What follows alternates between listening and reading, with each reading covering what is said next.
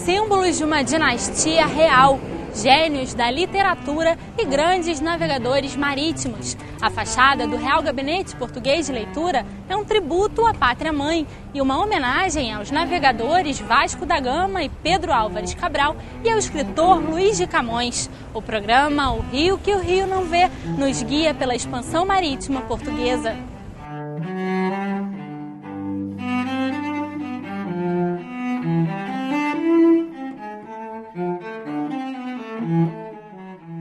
Quem comanda a caravela do descobrimento é o pesquisador e fotógrafo Luiz Eugênio Teixeira Leite.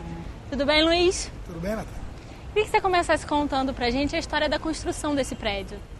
Bom, esse prédio é de 1880, né? Terminou de ser construído em 1887. É de um arquiteto português chamado Rafael da Silva e Castro, né?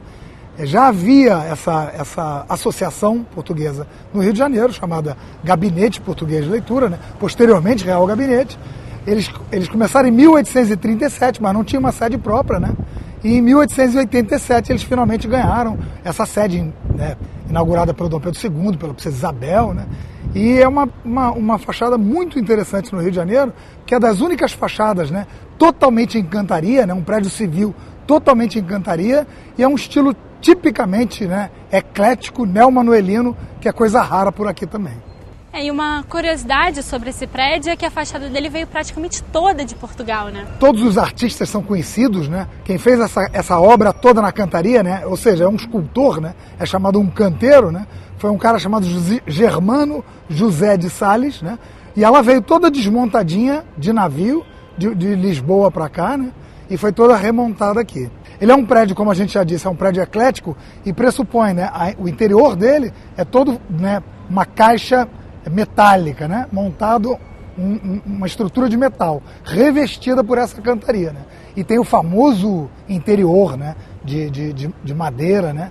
E os livros e a clarabóia, que é riquíssimo, tanto por fora como por dentro. Esse prédio é muito interessante também porque ele abriga a maior biblioteca de literatura de Portugal fora do país, né? Exatamente. Existe uma lei portuguesa, assim como nós temos a nossa aqui, né? Chamada Lei do Depósito Legal. Toda obra editada em Portugal deve vir para o Real Gabinete Português de Leitura. Ou seja, é a maior biblioteca de obras portuguesas fora de Portugal. Como eu disse na abertura do programa, esse prédio faz referência a símbolos da dinastia real portuguesa e também aos navegadores que conquistaram as Índias e o Brasil, né? Sim. Com relação aos símbolos, a gente vai ver, né, muitas referências, né, ao Dom Manuel Venturoso. Foi mais ou menos pelo período dele que se estabeleceu esse estilo gótico tardio chamado manuelino, né? Esse aí, naturalmente, como ele é eclético, né? É aquela história que a gente já falou nesse programa, de uma referência a imitar que não seja a greco-romana. Então, nesse caso, pegou-se que referência? A referência manuelina, né? Então, ele é chamado neomanuelino. O que há de manuelino ali, né? Isso é uma fachada muito próxima do Mosteiro dos Jerônimos, né? De Lisboa. Tem a esfera armilar, né? Que é um símbolo muito associado a ele. Tem a própria cruz da Ordem de Cristo, né? E tem, como você falou, essas referências aos navegadores, né? Tem os próprios navegadores de corpo inteiro, né? Não só o infante Dom Henrique, né? Que foi o responsável pela expansão marítima, na primeira metade do século XV, que era um nobre, né, da Casa de Avis, e ele era também grão-mestre da Ordem de Cristo, né? Que foi a sucessora da Ordem dos Templários, né? A Ordem dos Cavaleiros do Templo, né? Então ele ajudou a convencer, né, não só os monarcas, como os grandes patrocinadores, a patrocinar mesmo essa expansão marítima, né? É bacana que tanto as próprias caravelas, elas tinham, né, em suas velas estampada a cruz da Ordem de Cristo, né? Então ele é um dos grandes responsáveis pela fundação da Escola de Sagres e pela expansão marítima que acabou gerando o Brasil, né? Como Pedro Álvares Cabral e o Vasco da Gama. Luiz, e como você disse, o Pedro Álvares Cabral tem um atributo interessante nele.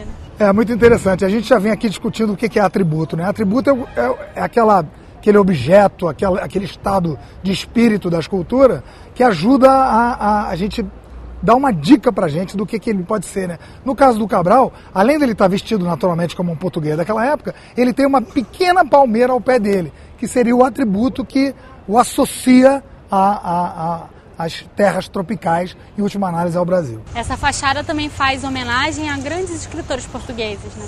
Sim, a gente vai ver 4 pequenos bustos, né? Uma coisa que eu não cheguei a falar ainda, que são não só esses 4, como as 4 esculturas de corpo inteiro, são feitas por um artista português chamado José Simões de Almeida, né? Estão todas assinadas. Então esses 4 escritores que estão lá homenageados, além do próprio Camões, né? São o Gil Vicente e o Alexandre Herculano, bem junto à porta. E lá no alto, né, quase no final do coroamento, nós vemos o Fernão Lopes, que era um cronista do século XV, né, o responsável pela Torre do Tombo, e o Gil Vicente, o tão famoso Gil Vicente. E o principal deles é Luís de Camões, que está ali numa escultura de corpo inteiro. O Luís de Camões recebeu uma escultura de corpo inteiro, né?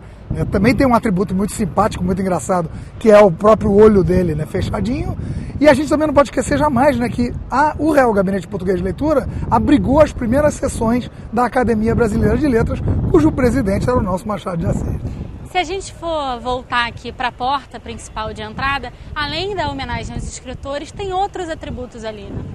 A porta, né, em si só, né, é uma porta de um ferro fundido belíssimo, né, e ela é toda, né, decorada, né, com essa cantaria, esse material bruto da pedra, né, e ali a gente vai ver de importante, né, uma referência ao nosso já querido Mercúrio, né, que tem sempre uma associação a qualquer atividade, né, relativa ao comércio, a ele, Mercúrio, né, aí aparece o caduceu, e a gente vai ver também o escudo de armas de Portugal, bem no final do arco da porta. Luiz, para a gente encerrar esse programa, queria que você fizesse um apanhado geral sobre essa fachada, o que ela conta pra gente?